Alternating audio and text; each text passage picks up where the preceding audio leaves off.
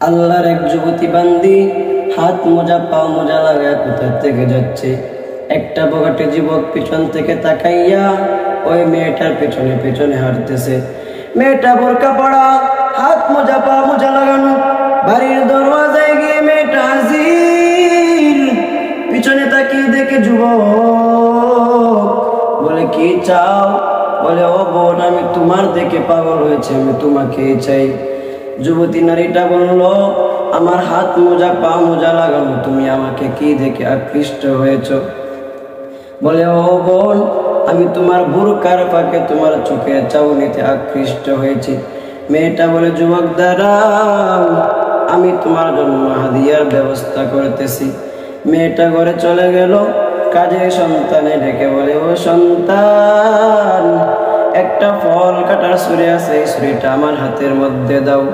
ওই ছুরিটা হাতের মধ্যে নিয়ে বলতেছে, ও সন্তান, আমার এই চোখ দেখে নাকি একটা বেগানা যুবক পাগল হয়ে গেল। আমার এই চোখ দুটো রিজার্ভ করে রেখেছিলাম আমার আল্লাহর মুলাকাতের জন্য।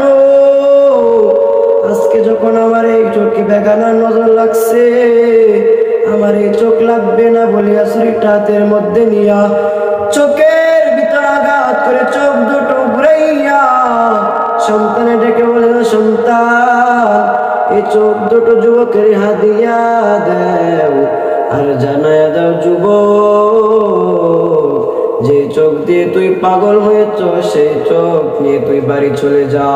আমি আল্লাহর কাটি বান্দি, আজকে তোর নজরের কারণে যদি আমার চোখ নাপাক হয়ে গেল, আমার এই চোখ আমি আল্লাহর মুলাকাতের জন্য রিজার্ভ করে রেখেছিলাম, যদি আজকে নাপাক হয়ে গেল তোর নজরের কারণে, আমার এই চোখ লাগবে না।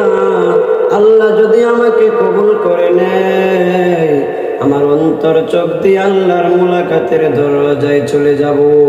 সুবহানাল্লাহ।